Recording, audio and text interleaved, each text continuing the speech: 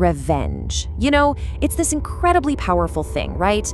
Sometimes it even feels like justice. But what happens when that thirst for revenge just takes over? When it consumes everything and leaves nothing but darkness behind? Well, we're about to dive into a story that's all about that. Yeah, that quote, it really hits the nail on the head for the story we're getting into. It's about this quest for vengeance that's so blinding, so all-consuming, that the person seeking it can't even tell anymore if they're destroying their enemy or just destroying themselves. So let's meet our main characters. We've got Kusum and her son, Arav, who's in college. On the surface, their life is pretty quiet, pretty normal. But Arav's noticed something odd.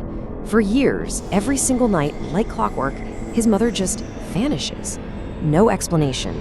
And he's never asked why because, well, he's seen this strange gleam in her eyes that just tells him not to.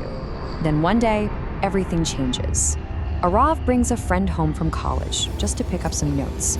Her name is Neha.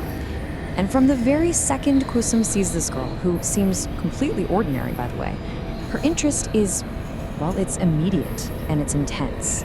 So Kusum starts asking questions, just making small talk, or so it seems. But the questions are pointed.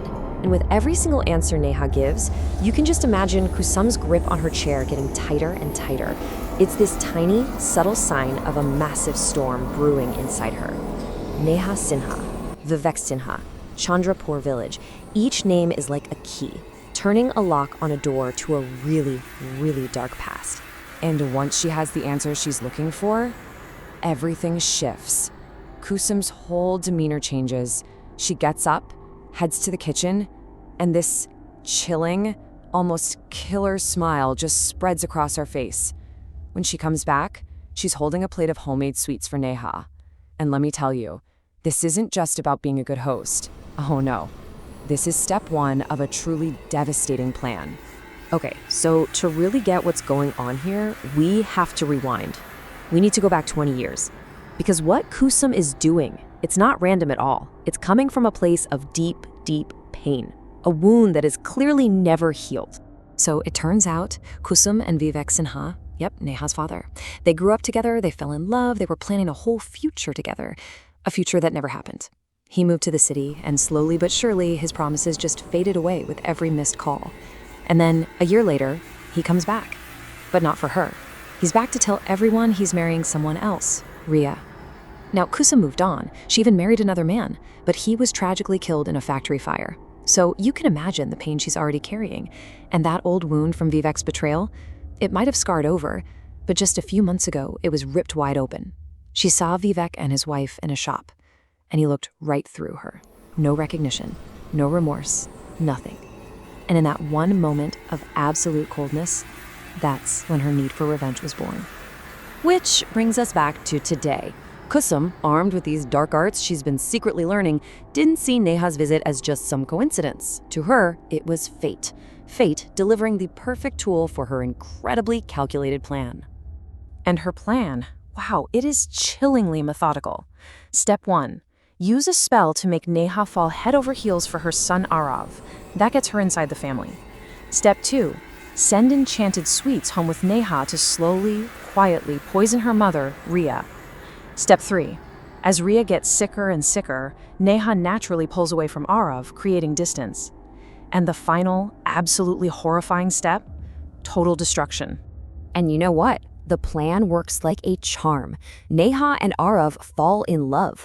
But pretty soon, Neha's entire world starts to revolve around her mom's mysterious illness. And here's where things get creepy. Every time Arav mentions how worried he is, he catches this cold, unsettling look of satisfaction in his own mother's eyes. That's when the suspicion really starts to kick in. So one night, when Kusum is out doing whatever it is she does, Arav decides to search her room. And what he finds is just horrifying. He finds a box, and inside are all these instruments of black magic. A glass of water with Neha written on it, a handkerchief with Ria's name. Each thing is this terrifying physical link to the suffering of the people he cares about. And just like that, his worst fears are confirmed. So Arav confronts her. And you know what? She doesn't even try to deny it. she confesses everything. She lays it all out, how she manipulated Neha into loving him, how she's been poisoning Riya, all of it. All part of her long, twisted game to make Vivek suffer, piece by agonizing piece. And at this point, you just know there is no turning back. That confession? That's the beginning of the end. The final act is here.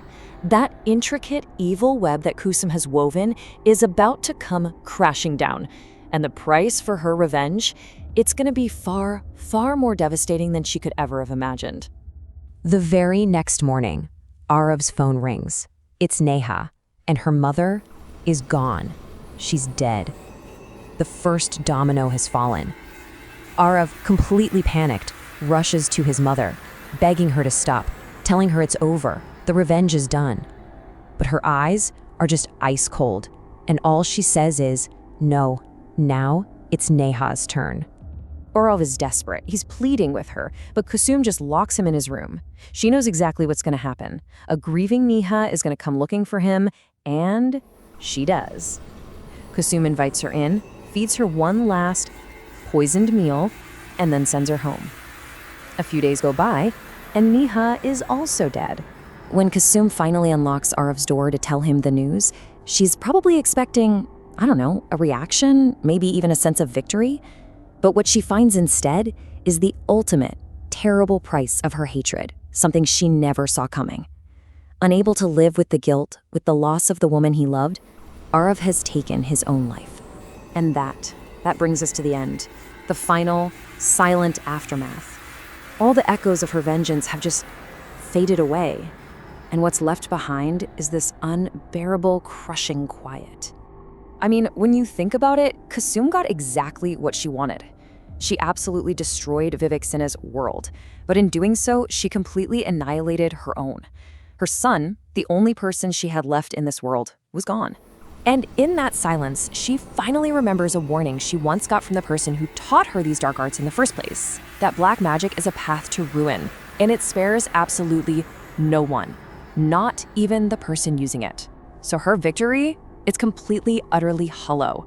She's left with nothing but ghosts and homemade sweets that she just keeps making for people who are never, ever coming back. Which really just leaves us with one final, haunting question. This whole story is such a chilling reminder, isn't it? That the fire of revenge, it so often burns the person holding the torch way more than the person they're aiming at. In the end, Kusum and Vivek were both just left with wreckage and ghosts. There was no winners here. None at all.